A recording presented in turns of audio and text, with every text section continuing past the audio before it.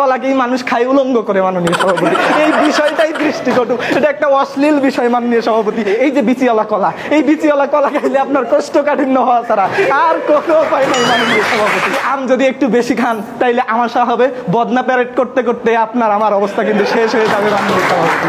একটা পোস্টমর্টম ময়না তদন্ত করা একটা লাশের যা অবস্থা, রাস্তাঘাটে একটা বাঙ্গির দেখবেন তার থেকে অবস্থা খারাপ মাননীয় সভাপতি। ছোটবেলায় দেখছি ছাগলের যদি ডায়রিয়া হয় তাহলে গাব খাওয়ানো হয় মাননীয় সভাপতি। আমার সাথে বিতর্ক করতে মাননীয় সভাপতি, বিষয়টা অত্যন্ত দৃষ্টিকটু। তরমুজের গুণগান গাইবে আজকে এই ফলের রাজ্যে আইয়ুব আলী আকাশ।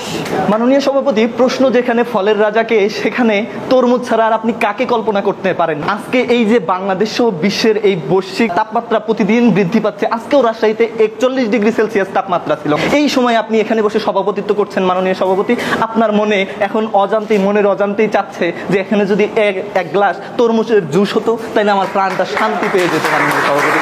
এক টুকরো লাল লাল টুকটুকে তরমুজের জন্য আপনি নিশ্চয়ই অপেক্ষা করছেন। এমন পরিস্থিতিতে যদি আজকে জীবনানন্দ দাশ থাকতেন, তখন হয়তো তিনি বলতেন আমাকে 2 দণ্ড শান্তি দিয়েছিল বরিশালের তরমুজ। মাননীয় সভাপতি, মাননীয় সভাপতি, আজকে আমাদের যে কাঁঠালাপাই একটু আগে বলে গেলেন, আসেন আগে তার বিষয়টাই দেখি। কথাই আছে প্রীতি কাঁঠালের আটা লাগলে ছোটে না। এই কাঁঠালের আটা যদি আপনার শরীরে বা কোথাও লাগে, সরিষার তেল দিয়ে ঘষাঘষি ছাড়া জীবনে এই কাঁঠালের আটা ছাড়বে না মাননীয় সভাপতি।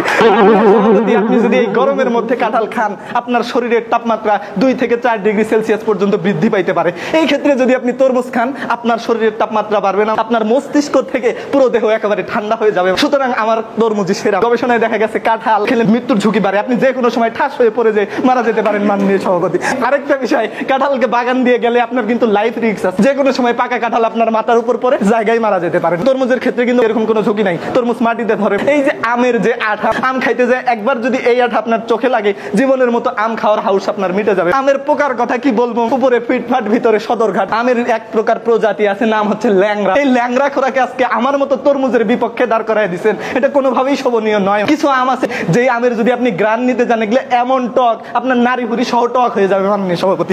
এইরকম একটা টকের বিপরীতে আমার মতো সুমিষ্ট তরমুজকে দাঁড় করিয়ে দেওয়া যুক্তিসঙ্গত নয় বলেই আমি মনে করি মাননীয় সভাপতি। মাননীয় সভাপতি, আম যদি একটু বেশি খান তাইলে আমাশা হবে, বদনা প্যারেড করতে করতে আপনার আমার অবস্থা কিন্তু শেষ হয়ে যাবে মাননীয় সভাপতি। এরপরে আসি যে আমাদের কলা ভাইয়ের দিকে। কলা, এটা একটা কলাকেই মানুষ খায় উলঙ্গ করে মাননীয় সভাপতি, এই বিষয়টাই দৃষ্টিকটু, এটা একটা অশ্লীল বিষয় মাননীয় সভাপতি। এই কলা কি করে আমার বিপক্ষে যায় মাননীয় সভাপতি, এটা আমি কোনোভাবেই মেনে নিতে পারি না। এই কলা তো নিজে পাকে না, এটা লাথি চদি দিয়া ওষুধ টষুধ দিয়া মানুষ পাকায়। এই কলার খোসার উপরে যদি আপনার পা একবার পড়ছে মাননীয় সভাপতি, আপনার ঢাকা মেডিকেলের বেডে যাওয়া ছাড়া কোনো বুদ্ধি নাই মাননীয় সভাপতি।